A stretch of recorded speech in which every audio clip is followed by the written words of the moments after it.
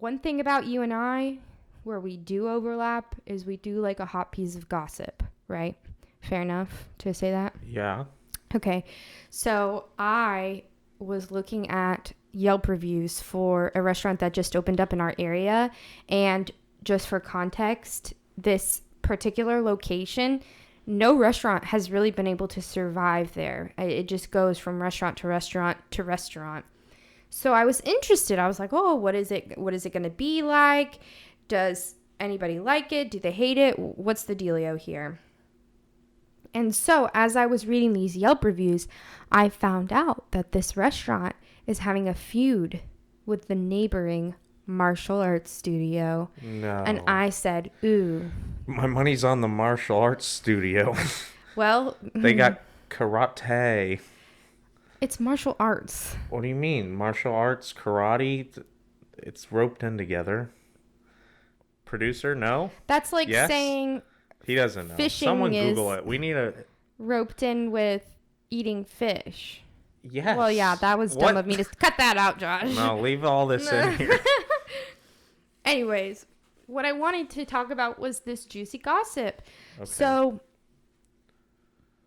people from the martial arts studio are leaving 1-star reviews. I'm sure they would leave less if they could. Oh, they're trying to get the building. No. Oh, okay. No, so I guess the owner of the restaurant, the owner or the manager, whatever, I don't know what his title was, came in to the martial arts studio and did a very dramatic bursting in, starting, he basically, what's the male version of a Karen?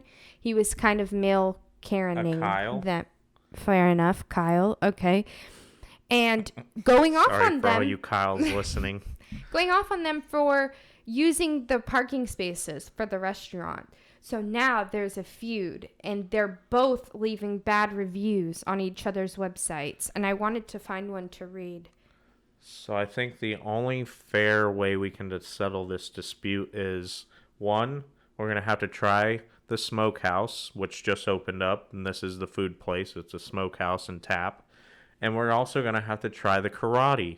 We're going to see who has the best goods to offer. All right, I wanted to read one of these reviews that was left on the restaurant's website. Okay. Not the website, but their Google profile, and the response that the restaurant had, okay? Yep. This restaurant moved into the area and gave a middle finger to the neighborhood. It is located in the middle of a strip mall, other restaurants, and a martial arts center. It's threatening all the people who arrived to the area with towing their car instead of welcoming all the people to try their restaurant. All the parents who take their kids to the martial arts place have been threatened with a towed car. Many of us have said we'd try the restaurant after class, but now none of us will ever go. What kind of management does this restaurant have? The people who run the martial arts center have not said a bad word about the restaurant at all. They've just told us not to park there or we will be towed. A neighbor asked me if I've tried the redacted restaurant yet. I told him I never would and explained why. Now they never will, ever. No matter how good this place is, awful management will destroy it. This is not a welcoming place. Okay, so this was the review. Yeah. This was the response. Mr. Blank.